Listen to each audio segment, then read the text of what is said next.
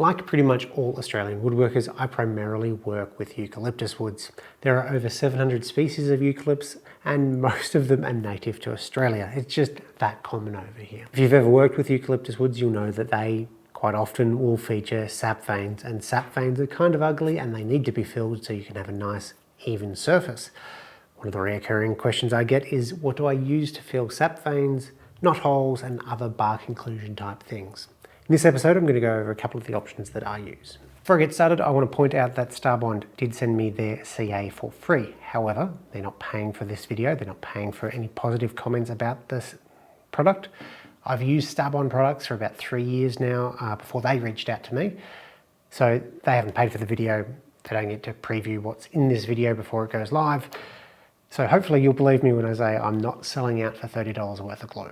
In front of me, I've got a whole bunch of products that I've used over the years for filling sap veins, knot holes, bark inclusions. It really depends on the particular application, the size of whatever you're filling, as to which one is the best solution. I'm going to start with either knot holes or bark inclusions, as they're typically pretty large. This one example here has a small bark inclusion in the end of the board. I could fill that with the CA glue, but it's going to use probably half the bottle just to fill that up, so it doesn't make a lot of economical sense, and that's where we move into epoxies. In my experience, there's kind of two main flavor groups of epoxy. You've got your casting designated stuff, which is often in a 2-to-1 or even sometimes a 1-to-1 ratio. This stuff is what you'd use for resin tables, resin art, all that sort of stuff. It can be very forgiving, and typically by volume.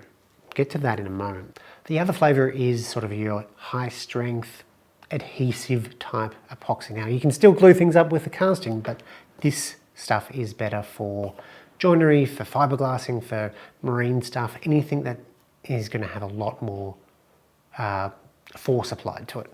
These will typically be a higher ratio, so this one is a 5-to-1.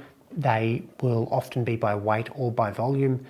They can have additives added to them. The clarity of them isn't always as important as it is in the casting resin. Now for this application, where it is kind of casting, it doesn't really matter. One thing I will say is, if it's a smaller knot, I typically find that the mix by weight stuff is a lot easier to just dispense a small amount of it than the mix by volume stuff. This bark inclusion, as you can see, is pretty jet black, maybe a little bit of brown tint to it. So you could use the clear epoxy, particularly the adhesive stuff tends to get pretty amber, so that would blend in reasonably well and look fairly natural. But your other option is to tint it with something like a universal tint or just a general dye meant for resins like this.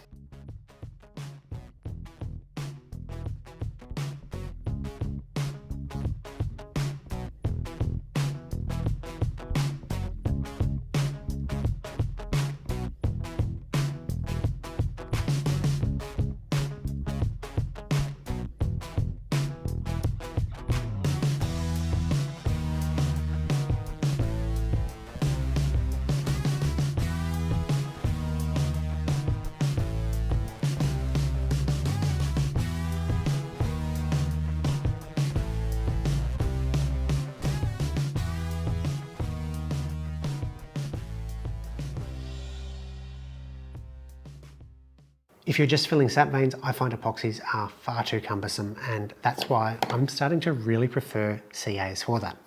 With epoxies, you need to measure out the right amount of material, you have to tint it, you have to mix it properly. It's a much longer drying time, it's much messier. There's a long list of reasons why it's not quite as great. CAs do work out more expensive per milliliter, however, there's less waste, so it sort of balances out that you're probably spending about the same amount of money anyway. And a final point that makes them a little bit better for sap veins, in my opinion, is the viscosity. I've got two of Starbond's CAs here, the brown and the black. They're both medium thick, and that's one thing I do like about Starbond is in the product name number, there's the CPS written, and these are both 500 CPS. The West Systems epoxy is relatively thin, but it's still 700 CPS. And what that means basically is it's not going to wick down into the sap vein quite as much because it's a thicker, more viscous material.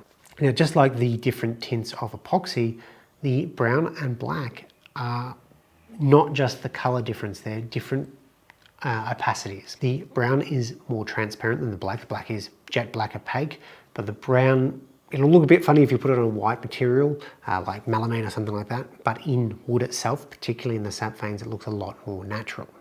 So in this sap vein here, you can see a range of colors from the reds to the blacks to browns and everything in between. With the brown CA, I can just flood that. That should wick down into any of those gaps and help stabilize it. Moving on to this piece, we've got the same colors involved, but let's put the black on. So you can see this is a fantastic jet black, but doesn't necessarily look all that natural when it comes to timber. Now this is going to depend on what finishes you use and in what application, but we'll let that cure. It's the next day, and as if I was trying to prove a point with the epoxy waste, I've got a lovely black ring and puck from the bottom of the mixing cups. One of the inherent problems with any sort of filling is going to be using too much material. If it was a little bit more viscous, ironically, that would have not fallen down the gaps, and I would have been able to judge how much I would need to use a little bit better. Let's have a look at what the results are of these before we sand. The epoxy is all over the place, whereas the CA is a lot easier to be more accurate. That's going to require less work to clean up than what the epoxy will. The high contrast might make it a little bit hard to see, but where the bar conclusion was, the epoxy has sunk down. This is one of the problems with epoxy, is it will shrink as it cures. So you always need to make sure you overfill so that you're not left needing to do a second coat.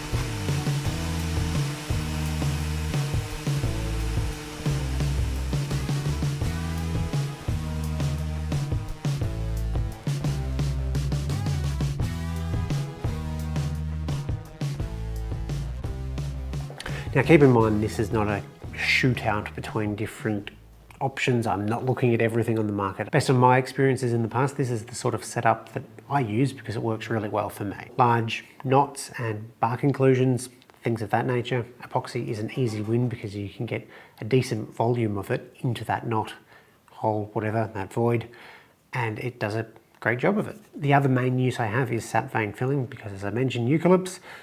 And epoxy is the big loser in that situation because it just takes too long to cure. Black CA beats it out easily. It looks just as good, it polishes up just as well, but it's dry in 5 minutes. Easy win there. It is a bit trickier between the brown CA and the black CA because the differences is maybe 5%. It isn't all that clear on camera, and they do look very, very similar. One's a slightly more natural, and that would be the brown because it shows some of the colours. It's a more natural colour for wood, but the black works fine too. I wouldn't knock either of them back if that was the only choice. I will continue using the brown for sap vein filling, and I'll be using that on my next large project, but the black is a pretty good choice too. Now, there is an affiliate link in the description below. However, if you're in Australia, personally, I'd much prefer you to buy from an Australian retailer, particularly any of those who are in Victoria, who have probably been quite badly affected by the lockdowns that we've had this year.